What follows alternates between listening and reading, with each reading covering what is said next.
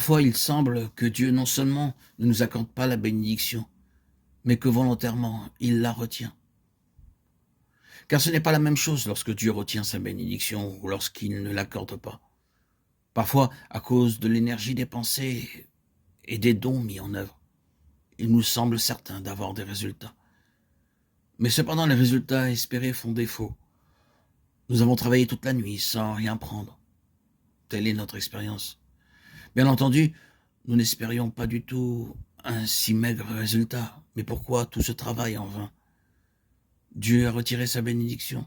Je me demande si vous êtes bien conscient de l'importance de cette question. La polémique ne servira à rien dans cette affaire.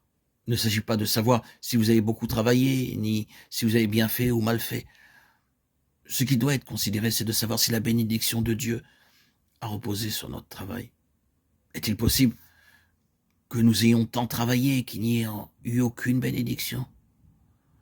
Le but de notre passage ici-bas, ce n'est pas de faire des choses qui soient droites ou bien sur le plan moral, mais que nous soyons des vases pour la bénédiction divine. David a fait des erreurs. Abraham en a aussi commises. Isaac ne fut pas non plus un modèle dans ce domaine. En ce qui concerne Jacob, c'était un trompeur. Mais la bénédiction de Dieu se manifestait dans chacune de ses vies. Peut-être que beaucoup d'entre nous sont sous bien des rapports, loin de ressembler à Jacob. Mais quelle sera la finalité si Dieu ne nous bénit pas? Oh, puissions-nous être de ceux qui reposent sur sa bénédiction. Avec cette bénédiction, beaucoup d'âmes seront sauvées, et l'œuvre s'étendra bien au-delà des limites actuelles. Sans cette bénédiction, les perdus ne seront pas conduits au Seigneur, et les croyants ne seront pas édifiés. Ils ne se donneront pas eux-mêmes à Dieu avec tout ce qu'ils possèdent, pour être envoyés en d'autres lieux à cause de son nom. Nous avons un urgent besoin de la bénédiction du Seigneur, même si la chose peut être considérée comme petite. Même si nous avons fait des erreurs par le passé que nous pensions préjudiciables pour l'œuvre future. À l'heure de Dieu, le courant de la bénédiction divine coulera. Nous pourrons nous tromper dans le choix